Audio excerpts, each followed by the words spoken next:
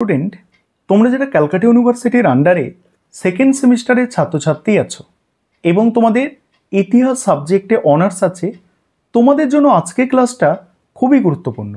আজকের ক্লাসে তোমাদের সেকেন্ড সেমিস্টার ইতিহাস অনার্সের যে দুটি পেপার আছে, অর্থাৎ একটি হচ্ছে ডিএসসিসি 2 পেপার আর একটি হচ্ছে এসিসি 2 পেপার, এই দুটি পেপারের 100% কমনযোগ্য সাজেশন নিয়ে আলোচনা করব।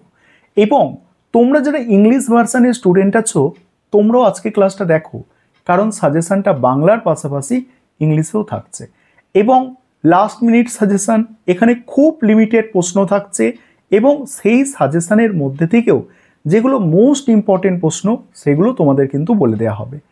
তোমাদের দুটো পেপারের কোয়েশ্চেন প্যাটার্ন তোমরা জানো, তাও একবার কোয়েশ্চেন প্যাটার্নটা তোমাদের মনে করাবো। প্রথম যে পেপার পরীক্ষা দিতে হচ্ছে ডিএসসিসি 2 পেপার, এই পেপারটি 75 মার্কসের পরীক্ষা, 20 নম্বরের 3টে প্রশ্নের অ্যান্সার করতে হবে এবং 5 নম্বরের 3টে প্রশ্নের অ্যান্সার করতে হবে। এবং সেকেন্ড যেটি এসিসি 2 পেপার, এটা তোমাদের 50 নম্বরের পরীক্ষা, একটা 30 নম্বরের প্রশ্ন এবং দুটো 10 নম্বরের প্রশ্নের অ্যান্সার করতে হবে। আর এই যে 30 নম্বরের একটি প্রশ্নের অ্যান্সার করতে হচ্ছে, সেখানে আমি সাজেশানে একটা প্রশ্নই তোমাদের সাজেস্ট করেছি যেটা তোমাদের কমন আসবেই। চলো এবার তাহলে তোমরা সাজেশন দেখে নাও, আমি স্ক্রিন রেকর্ডের মাধ্যমে আলোচনা করছি, সাজেশনটা দেখো।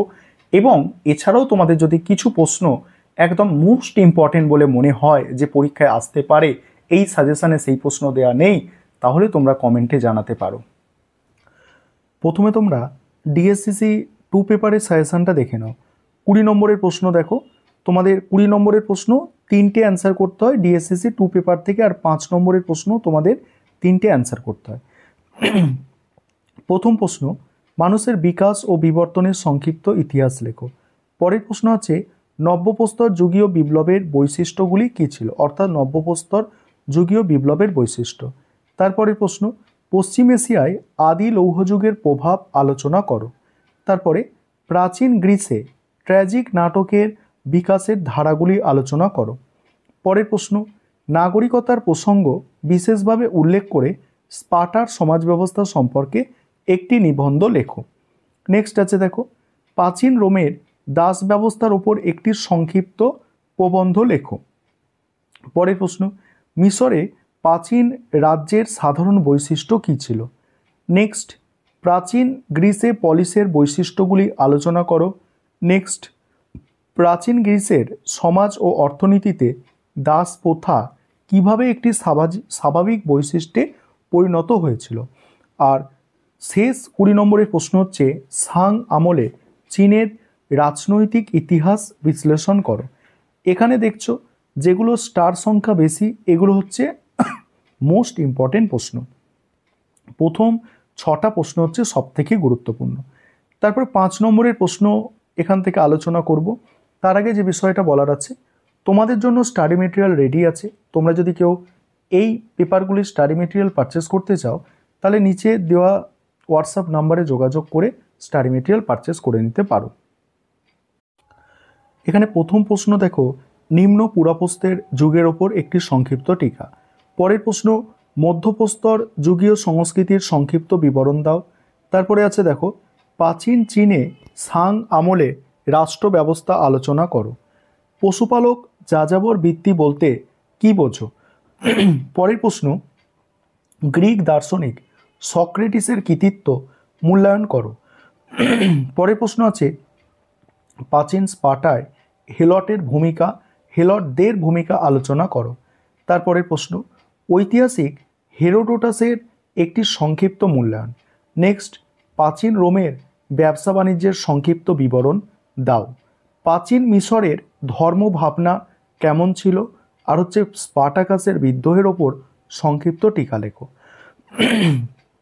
এবার তোমাদের দ্বিতীয় যে পেপারটি 50 নম্বরের পরীক্ষা হবে, নাম হচ্ছে এসিসি 2 পেপার। এটায় তোমাদের 30 নম্বরের প্রশ্ন আছে এবং 10 নম্বরের প্রশ্ন, 30 নম্বরের একটা, 10 নম্বরের দুটো।